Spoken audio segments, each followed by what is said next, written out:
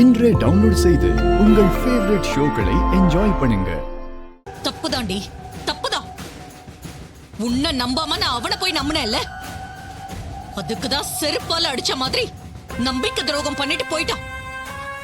ஆம்பளைங்களால ஏமாந்து ஏமாந்து அவங்க மேல வெறுப்போடுதான் நான் இருந்தேன். ஆனா இவனை மட்டும் நான் நம்பினேன். அவன் நம்ம குடும்பத்துக்கு சில நல்ல விஷயங்களை செஞ்சதுனால முழுசா நான் நம்பினேன்.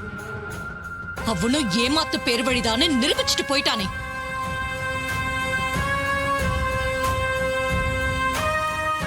அவனை நம்பி வீட்டு நிர்வாகம், பிசினஸ் எல்லாத்தையுமே நான் ஒப்படைச்சேன். அப்ப கூட அவனுக்கு என்ன ஏமாத்திக்கிட்டு இருக்கோன்னு உறுத்தலா இருந்திருக்காதா? என்னால இன்னும் நம்பவே முடியல சந்திரா. அவன் எனக்கு செஞ்ச நம்பிக்கை துரோகத்தை இன்னும் என்னால நம்பவே முடியல. அக்கா, நீ அவனை நல்லவன் நம்பி நம்ம ரேவதியா அவனுக்கு கட்டி கொடுக்க போன. அப்பவாச்சும் அவன் உண்மையை சொல்லிருக்கலாம்ல. அப்பவும் சைலண்டா இருந்து அவ கழுத்துல தாலி கட்டிட்டான்ல. சந்திரா, எதுக்கா பழசையெல்லாம் பேசி இன்னும் அவளை கோவப்படுத்துற? ஏன் உங்க தங்கச்சி பையனை பத்தி சொன்னதும் உங்களுக்கு கோவம் வருதா? உங்க குடும்பம் எனக்கு துரோகத்துக்கு மேல துரோகம் செஞ்சுக்கிட்டு இருக்காங்க. இதுக்கெல்லாம் நான் அவங்கள பழி வாங்காம விட மாட்டேன்.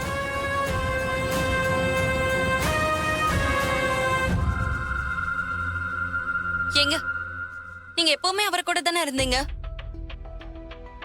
உங்களுக்கு அவரு தாத்தாவோட உண்மையான பேருன்னு தெரியும் தானே?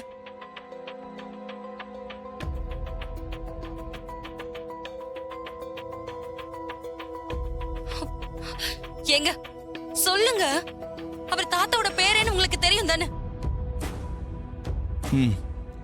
தெரியும்.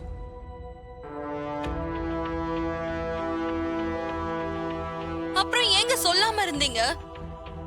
எல்லா விஷயத்தையும் என்கிட்ட சொல்லுவீங்கல்ல, ஏன் இந்த விஷயத்த மறைச்சீங்க? உன் புருஷன் இப்படி சொல்லுவாரு. எல்லாரும் கூட்டு கலவாணியாச்சே, அதான் மறைச்சிட்டாங்க. விடு சந்திரா, இவரை பேசி எந்த பிரயோஜனமும் இல்ல. அவன் தான் நம்பிக்கை துரோகி. அந்த கிழவன் கிழவியோட அவனையும் இனிமே சும்மா விட மாட்டேன். அவன் சுயரூபத்தை காட்டிட்டான். இனிமே இந்த சாமுண்டீஸ்வரி யாருன்னு நான் காட்டுறேன்.